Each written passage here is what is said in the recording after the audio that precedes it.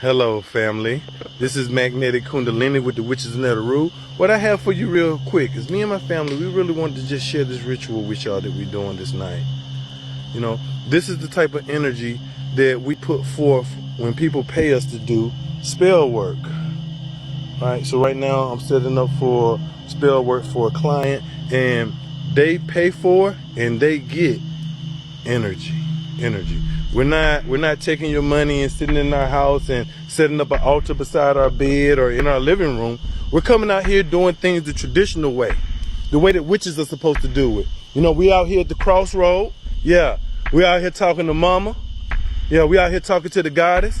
We out here talking to Papa. We out here invoking. We out here conjuring. We out here putting energy into manifesting things into our life and into other people's lives. And so now this is what we do. This is what we do when a person pays for an individual ritual. So if you're trying to manifest abundance, if you're trying to manifest prosperity, if you're trying to hex a motherfucker, this is where we put in our work at.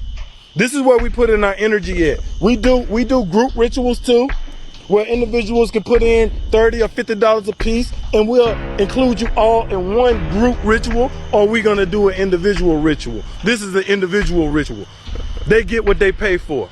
This is it. This is how we put in work. This is how we conjure. Now, excuse me as I go into meditation. I hope y'all enjoyed the show. Yeah, we're gonna call upon the goddess tonight, right here at the crossroad, family. Right here at the crossroad, where it's all go down. Every candle that you see out here, we personally made those candles. We put the energy into that work. We're the one that's gonna manifest this. Always remember, a witch's best instrument is herself. I hope y'all enjoyed this. Thank you, family. I love you. I love you.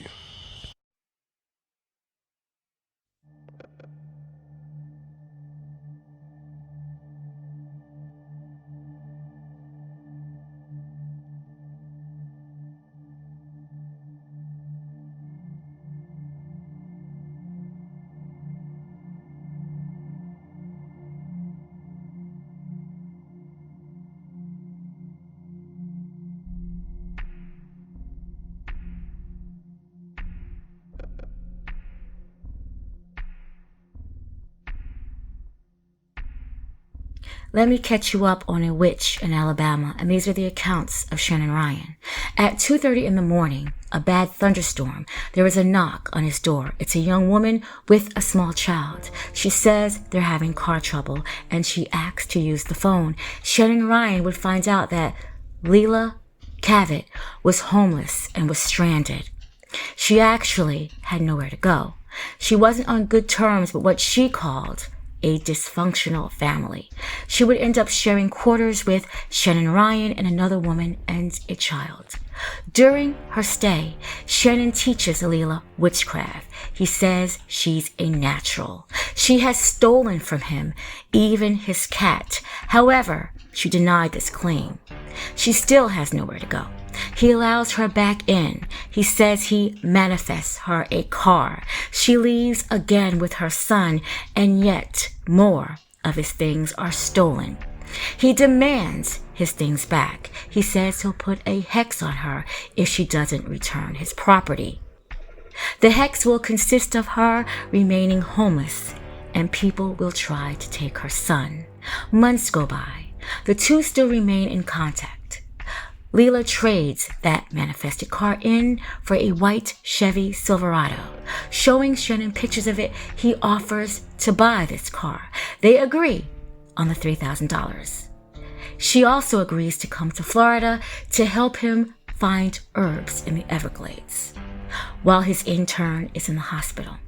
Longer than he thought, but Leela arrives. He figured she was elsewhere before she came to Florida because, remember, she knows no strangers, according to Shannon. The witch, the prodigy, and the kid have a feast at the beach. Leela is handed the money, $3,000 in cash. He offers her another $500 if she helps him cleanse it. Around 2 o'clock in the morning, Shannon, Leela, and Camden are at the racetrack gas station. Leela speaks to several black men in a dark-colored sedan. She says she knows them. Leila hops in the car with her son, and that was the last time Shannon says he saw her.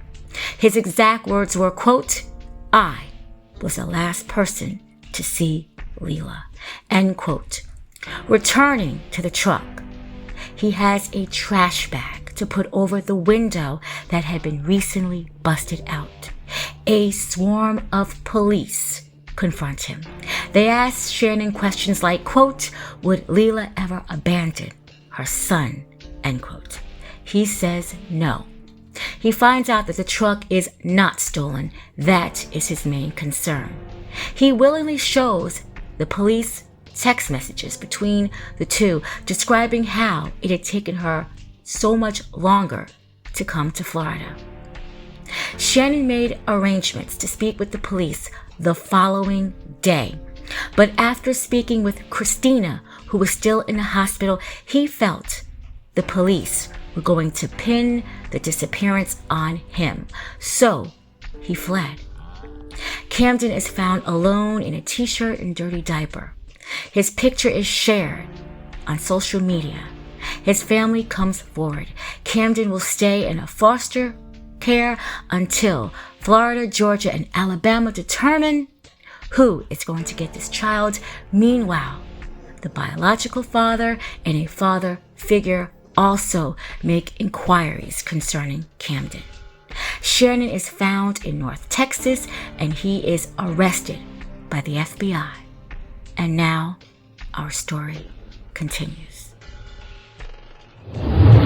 Through surveillance, Leila arrives in Hollywood, Florida on July 25th, or at least she's in the company of Shannon by that time. Shannon even said himself through his video that Leila parked her truck and had gotten into the car with him along with her son. He says they would continue the day by hanging out at the beach. He even says that he hadn't gotten into his feelings when there were a bunch of guys that approached Leila, and he told them to basically scram. He says he then goes to work out. Leila stays there at this beach with her kid. He comes back. All three of them go out to eat at a restaurant.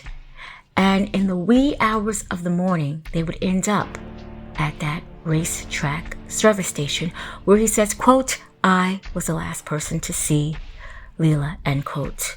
So Leila jumps in a car with these men along with her child.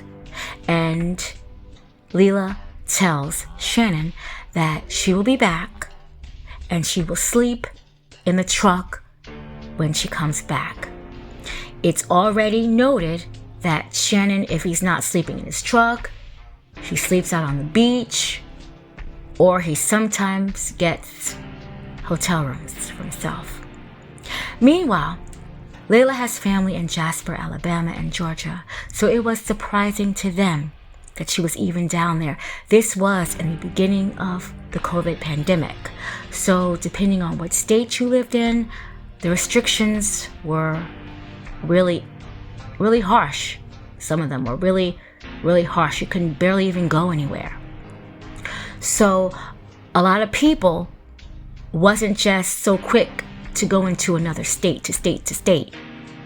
Her family had no idea that she even knew anyone in Florida, let alone a man that called himself a witch. Her mother believes that this was an impromptu trip. She had got $40 from her uncle.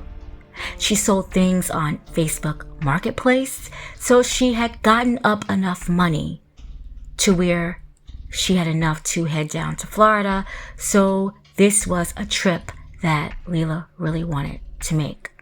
Shannon claims that she was coming to continue being his student, that she was taking a place of a woman who was recently hospitalized. So Leila is a drifter from what we know. She doesn't have a stable home, so he promised her some things, along with helping her find a place to stay. He even has said that in his video. So she was on her way, and she did arrive there.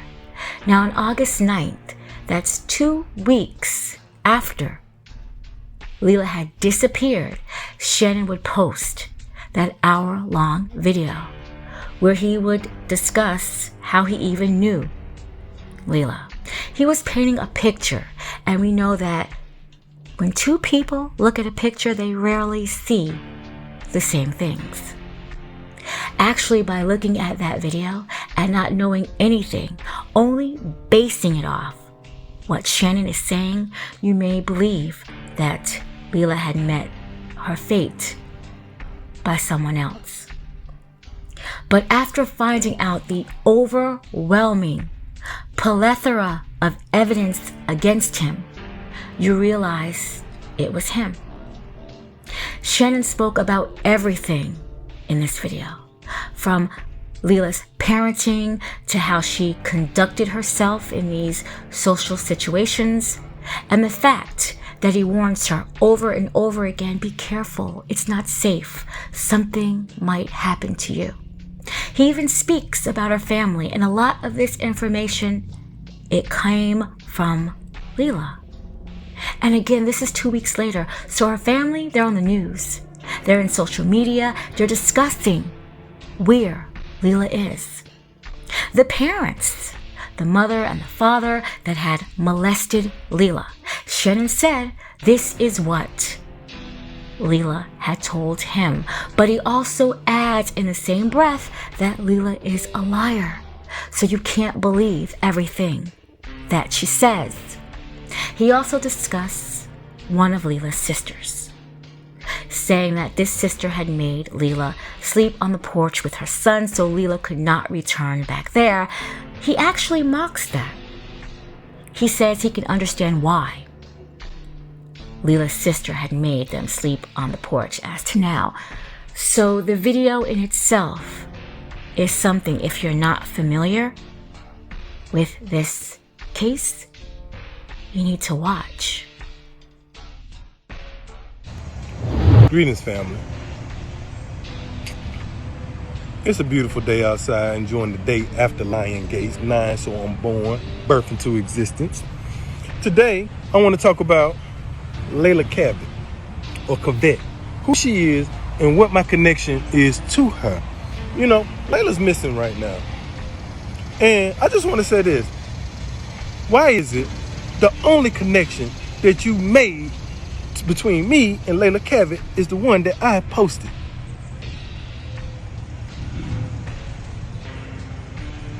You know, I just seen some people show up on my post and say some real ignorant ass shit. Real ignorant ass shit. Yeah. Some of the same individuals that I've been helping for the last 5 or 6 years. And go down here to the Everglades and deal with these alligators. And Christina was the person that was supposed to be helping me, but she can't because she's been in the hospital for 2-3 weeks at this time. I'm back on the phone with Leila Cavett. She said, oh, I had a car, Cavalier or something, and I traded it for a truck.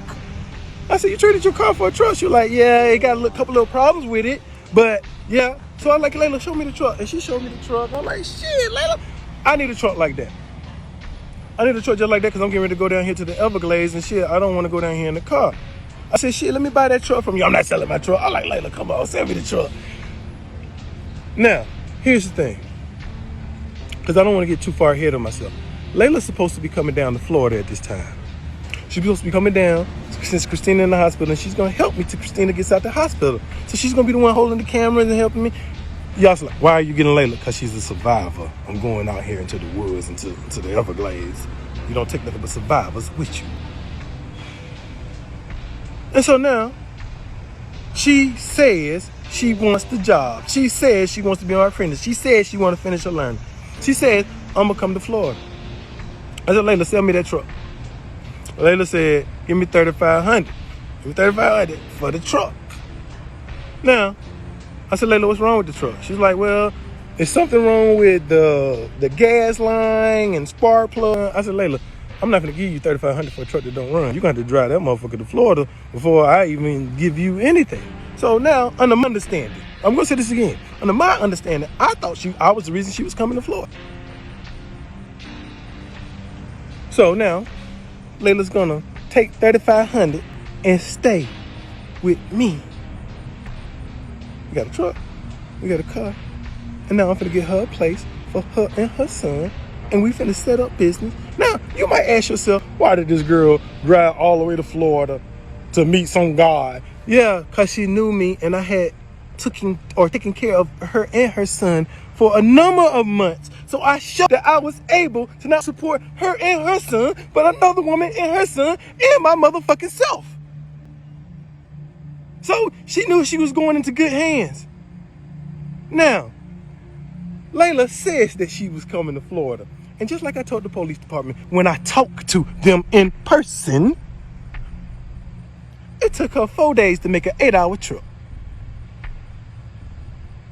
And I thought she was playing, and I thought she was hustling me, and I thought she was wasting my goddamn time. Same thing. I said, nope, because this is what she do. She lie, and she'll manipulate you, and she'll trick you. And I'm like, oh, damn, why this girl, I'm supposed to be going down here to Key West and then the Everglades, and you wasting my time, Layla. I'm finna go. I ain't got time for this. Oh, this is the messages that I showed the police department. 4 days. I'm 5 hours away. Then she go back, no, I'm 8 hours. I'm 6 hours away. No, I'm 2. I showed this to the police. I just want y'all to see the inconsistency of what she's telling me. An 8-hour trip took her 4 days. So I don't know what she was doing in Florida during those 4 days. But as I showed the police department, this is what time she showed up to me. And this is where we were standing. And this is where the camera was at when she got here. When she pulled up at Racetrack, which is right a couple lots over from Walmart, we pulled right over there to Walmart. Right over there, where her truck would park at. Mm-hmm. Yeah, let's talk about it.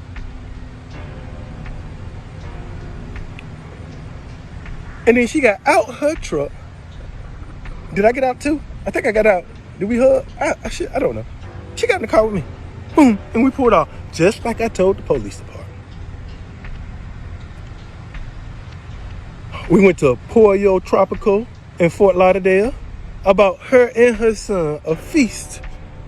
And then we went right out here to Fort Lauderdale Park. Park Beach. And we ate. Her and her son. We ate. We smoked weed. We got high. She went out on the beach. I went to go work out. We stayed out there for a couple of hours. She got in the car. Now, of course, we didn't discuss business and things of that nature. That ain't none of y'all business. Then we went to the Cheesecake Factory to get something to eat. That's also on camera too. They're pretty sure they can pull that up too. Now, once we left there, I think we ended up eventually going back towards Hollywood. Yeah, Hollywood. Bing. This is the exact same thing that I tell the police officer. Man, I was asleep. The gas station. Boom. When I pull up to the gas station, it's some guys in a car. She talking to. Guys, look for me. Like some motherfucker she was talking to at the beach, and you just got to see a friendly motherfucker. She about your boundaries. She'll tear your boundary down and start a conversation with you, and you gonna talk to her. So this is her energy. This is her frequency. And like Lexington, I'm not sure. And like I said, it seemed like she was longer than what she's telling me, so I don't know if she's home or not. But when we went to that gas station and was waking up, she was already in a fucking station. And I told her, just pull back her cameras. Pull back cameras. See that she's talking to some in the black car right there at the gas pump. And now me waking up, my ego, because she's had a conversation and this guy asked her, do you like to party? That was his exact word, do you like to party? That's what I'm hearing as I wake up. And then I'm like, damn, don't these dudes see me? They can't see me in the car. So I get out the car, it's my ego. And I walk right over there and said, nah, she don't like to party, she good. Like, and they're like, oh, and then they pull off. Now, I go back around to her and I was like, nah, I know them, it's cool. I said, Layla, how the fuck do you know them? You just got to Florida. You don't know them. She's like, yeah, I do know.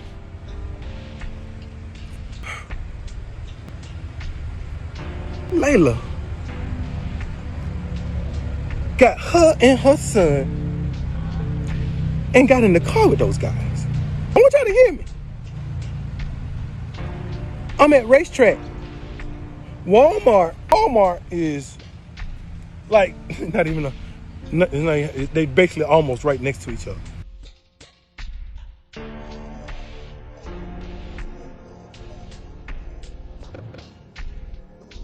Through surveillance, Leela arrives in Hollywood, Florida on July 25th, or at least she's in the company of Shannon by that time. Shannon even said himself through his video that Leela parked her truck and had gotten into the car with him along with her son. He says they would continue the day by hanging out at the beach. He even says that he hadn't gotten into his feelings when there were a bunch of guys that approached Leila, and he told them to basically scram. He says he then goes to work out. Leila stays there at this beach with her kid. He comes back. All three of them go out to eat at a restaurant. And in the wee hours of the morning, they would end up at that racetrack service station where he says, quote, "I was the last person to see Leila," end quote. So Leila jumps in a car with these men along with her child. And Leila tells Shannon that she will be back and she will sleep in the truck when she comes back. It's already noted that Shannon, if he's not sleeping in his truck, he sleeps out on the beach, or he sometimes gets hotel rooms for himself.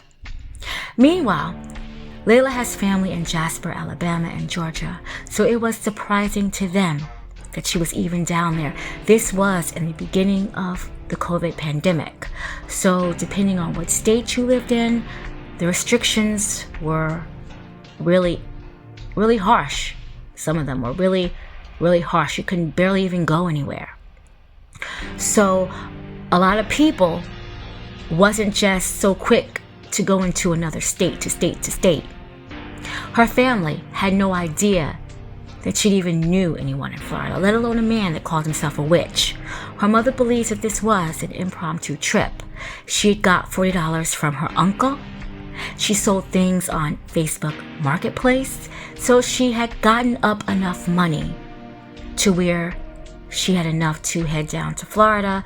So this was a trip that Leila really wanted to make.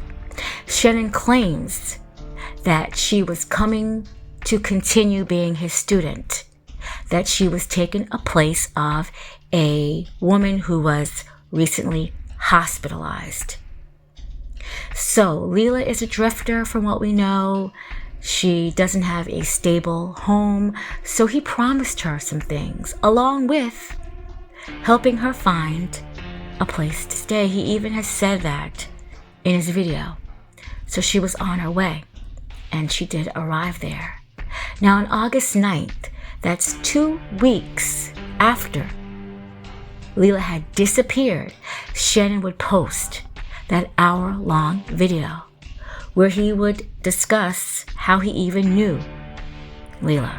He was painting a picture, and we know that when two people look at a picture, they rarely see the same things. Actually, by looking at that video and not knowing anything, only basing it off what Shannon is saying, you may believe that Leila had met her fate by someone else. But after finding out the overwhelming plethora of evidence against him, you realize it was him. Shannon spoke about everything in this video, from Leila's parenting to how she conducted herself in these social situations, and the fact that he warns her over and over again, be careful, it's not safe, something might happen to you. He even speaks about her family, and a lot of this information, it came from Leila. And again, this is 2 weeks later, so her family, they're on the news. They're in social media, they're discussing where Leila is.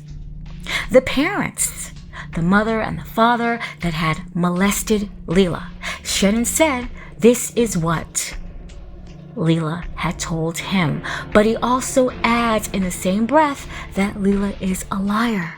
So you can't believe everything that she says.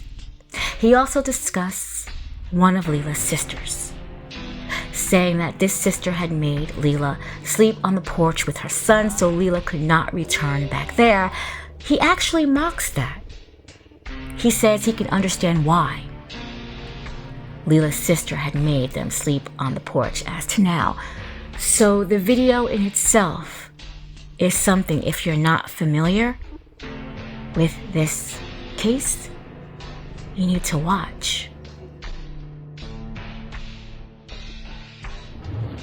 The video in its entirety, the link is in the description box. I posted this little clip because I want you to see that he's saying that Leila has gotten into the car with these guys. Whatever she did before she got to that point, it really doesn't matter. If she was jumping from car to car to car with her child, doesn't matter. If she went back home and she still remained homeless, if she stole things out of the store to feed her child, if she stole things out of his house, which probably made him feel some type of way, doesn't matter. What matters is the point that she's gotten to that gas station with Shannon. We're starting from there. The 2-year-old, now identified as Camden Cavett Arnold, is in protective custody. Miramar police put out flyers and shared his picture and face on social media after he was found. The hardest thing I've ever seen of seeing a picture of my nephew considered as an unidentified child. The sisters say they haven't heard from Leila in nearly 2 weeks. Her last text to anyone, July 23rd. Her last interaction on social media, July 26th. The sisters drove 800 miles from Alabama Monday night to Miramar Police headquarters to speak to detectives. Cavett was last seen driving a mid to late model 90s white Chevy 3500 with a maroon or red tailgate. It has a baby on board sign in the passenger window. If my sister is watching this, please just reach out to any one of us. And if you don't want to reach out to us, please reach out to one of your friends. Everyone is so concerned. We just want you home. Really, I couldn't believe what I was reading. At first, I just thought it was just a picture of him. I was just like, oh, he looks so cute. And then when I started reading it, I was like, oh, wow, this is way bigger than I thought. And when did it hit you, just at a gut level, that, something bad happened to your sister? Right. Immediately when I read the post, I was like, oh, wow. First of all, I don't know why she's in Florida. Second of all, she would never leave her son unattended. Now, you posted on Facebook that you really feared that something like this would happen to Leila. What did you mean by that? Well, I didn't mean that something bad would happen to her. I was just saying, like, as the oldest of 6, I've pretty much made it my mission and my dedication in life to make sure my siblings are okay. And it's like, this is like a horror film. It still doesn't seem real to me right now. Oh, I can well imagine. And again, I'm so sorry that you're having to live through this. It's got to be a horrible couple of weeks for you. You two didn't have the best relationship recently. What had come between you? Just life, really. She was living with me for a good period of time, and we just clashed a lot because I was always working and she wasn't, and that was really just that. It wasn't nothing like detrimental. It's just sibling. Ever since I found out she went missing, that's the only thing I've been thinking about is Leila in her situation. And I've been following the whole situation with Shannon Ryan and the FBI and all of that. Been following all of that, and I keep going back and looking at all the things that Shannon Ryan has said on his Facebook page. But there's a lot of deception and a lot of the things that he has said on his page. I don't know if many people have seen it, but it's kind of obvious that he has something to do with it from the jump. Like, a lot of people, they really didn't pay too much attention to it. And I'm guessing the FBI decided to start doing their job at this point, because we got a lot of information now that we should have had a long time ago. But anyway, I want to talk about the video that Shannon Ryan had put up, which I feel like that connection he claimed that he had in the beginning when he said that Leila randomly showed up to his door, I feel like that whole situation was a lie. From that point all the way up until they met back up with each other in Florida, I feel I bet you he's still not telling the truth about what happened to Leila. He knows what happened to her. And I'm really getting irritated about it because we want to know. You know, there's people here that actually do genuinely care for Leila. Might have fell out or something, but we all genuinely care for Leila, and we want to know what really happened to her. I mean, that's the scary part about it. It's like, I don't really know. They don't really give me that much detailed information. But when I do hear on the news or whatever, that it's body recovery search, and that's when my worries get to worry a little bit more. My minds get to worry a little bit more. Let me put it that way. But I still have hope. Until I can actually get some type of definitely proof that she's no longer with us, I'm gonna remain confident. Every day is different. Sometimes, like I said, I have my moments, you know what I mean? But like I say, I know that, you know, the FBI and the government has spent a lot of money on this search.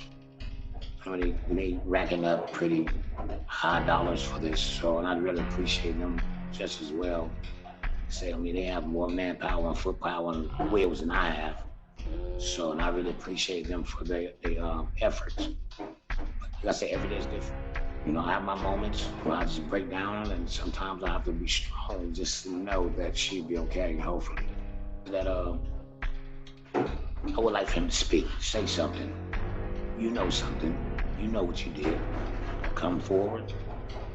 And either way it goes, you're not getting out. Stop making this harder on everyone, especially yourself. You're not going anywhere. So either way it goes, you're done. So give it up. Maybe my daughter, you know, she knows how very close we are. We're very close, so she knows I love her dearly. And I will be discussing in my next video my analysis of Leila and why I think she really ended up in Hollywood, Florida. I also will be doing analysis on The Witch and all the evidence that's public knowledge on Shannon Ryan. And hopefully soon I'll have an update on Camden. This is a terrible crime. It's been 2.5 years later, and it's still going on. My sincere condolences to the Cavett family and everybody that loved and cared about Leila. And I'll get more into that in the next video. Justice.